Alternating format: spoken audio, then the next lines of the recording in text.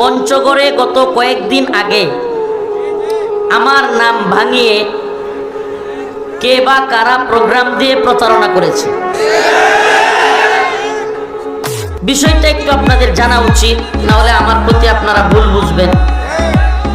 বিষয়টা হচ্ছে, পঞ্চগড়ের যে মাহফিলটা ছিল এটাতে আমাকে দাওয়াত দেওয়া হয়নি। তারা এক প্রতারককে টাকা দিয়েছে এবং প্রতারিত হয়েছে। কিন্তু এই বিষয়টা আমি যখন তারা পোস্টার করেছে, তখন একজন হুজুর, যিনি কিনা পঞ্চগড়ের মাহফিলে মাইক নিয়ে বলেছিল, আমি ওনার নাম জানি না, যে হুজুর আসতেছে রাস্তায় গাইবান্ধায়, এগুলো যে বলতেছিল, ওই হুজুর আমার বাড়িতে গিয়েছে। কিন্তু যখন সে বুঝতে পারছে যে সে প্রতারণার শিকার, পোস্টার হয়ে গেছে, তখন আমার বাড়িতে গেছে। তখন আমি বললাম, ভাই আমার তো এই দিন প্রোগ্রাম আছে, আমি তো আপনাদের এখানে যেতে পারবো না। ওই লোক আমাকে টাকার অফার করে, আমি আপনাদেরকে খোলামেলা বলতেছি, টাকার অফার করে। আমি বললাম, না ভাই, আমরা তো ওই ধরনের লোক না যে আপনি এখন টাকা অফার করলে আমি আপনার ওখানে চলে যাব, আমি যেতে পারবো না।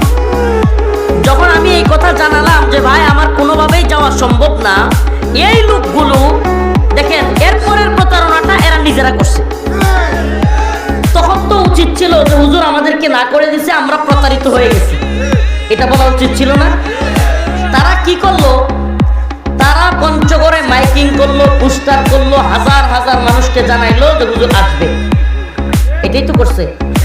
এমনকি মাহফিলের দিন মানুষ যখন জড়ো হয়েছে, কত বড় প্রতারক ওই হুজুরটা, আল্লাহ পাক হেদায়েত দান করুক। আসলে এদেরকে বিচারের আওতায় আনা উচিত।